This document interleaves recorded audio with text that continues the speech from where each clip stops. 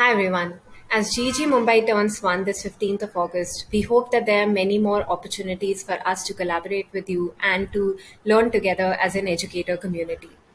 My name is Smriti Parekh and I am a Google certified educator, currently also the captain of GEG Mumbai.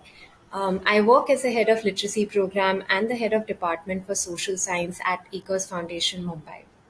Today, I'm going to take some time to share with you one of my favorite Google tools to use, and that is Jamboard. The reason I really like Jamboard is because it makes collaboration so easy and so possible for large groups of people. As we know, in a context like India, we are usually working with large classroom sizes of 30, 40, or even more sometimes students. And even when we are working in teacher communities, usually there are at least 10 or more teachers who we are working with. So, in spaces like that, I feel Jamboard provides that opportunity for collaborating effectively and efficiently. I'm going to take some time to share two examples with you, one from a student setting and one from a teacher setting. And then I'm going to try and take you through how to create a Jamboard of your own. So just to start off with a student example, this is an example from a grade 6 classroom where students were learning about the different continents. As you can see, students were expected to write their names, which they have done over here.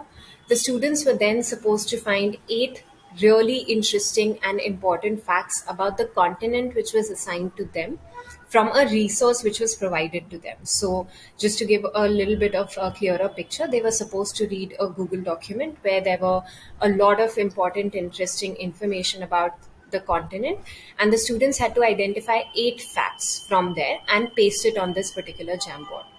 Then the students had to discuss in their small groups and talk about any three which are worthy of being shared in the large group of 40 students in the classroom, which would then be the knowledge that we sort of co created for a particular continent.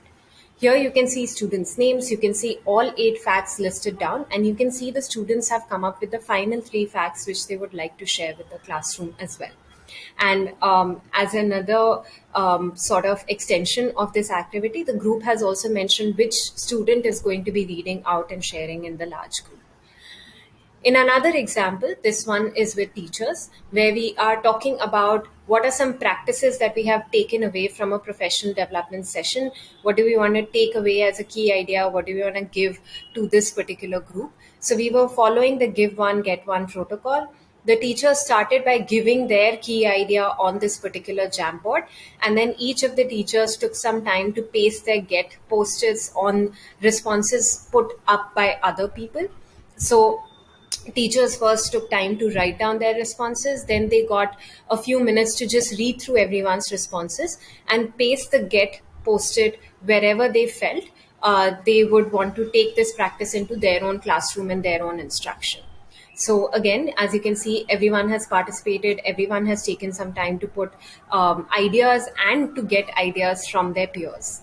So how do you go about creating a Jamboard? The link is very simple. It's usually jamboard.google.com.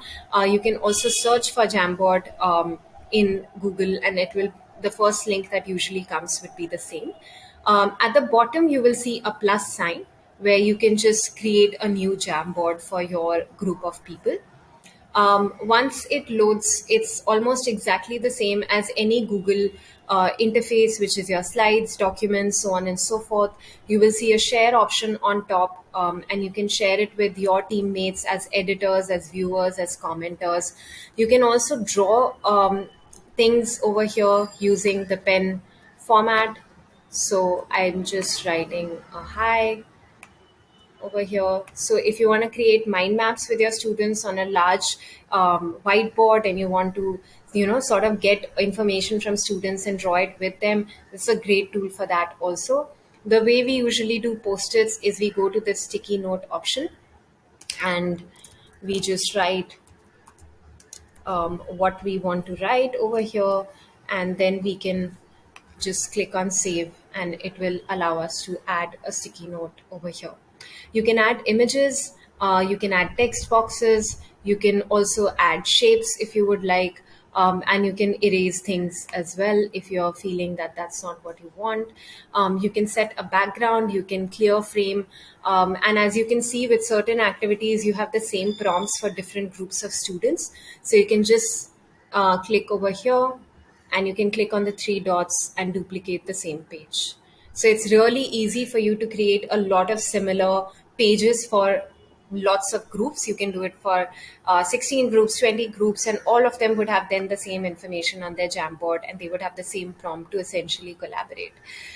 So that's the tool that I wanted to share with you, just to talk about the reasons why you should use Jamboard and when you should use Jamboard. Just two benefits that I really want to enunciate. One is that it allows everyone to share their voice. Every member of the group gets equal chance to contribute their thoughts and answers to the same prompt. And because everyone's thoughts and opinions are so visible on that particular Jamboard, it is easy to then have people read those thoughts, read those answers, and then choose the key ideas in a larger group. When should you use it? You should ideally use it when you're thinking of formats like gallery walks, when you want more sharing within structured learning environments. So that's a tool that I wanted to talk about. I hope you have an opportunity to bring in collaboration with your students or with your teachers or with any other group, and you choose to use Jamboard. Let us know how it goes.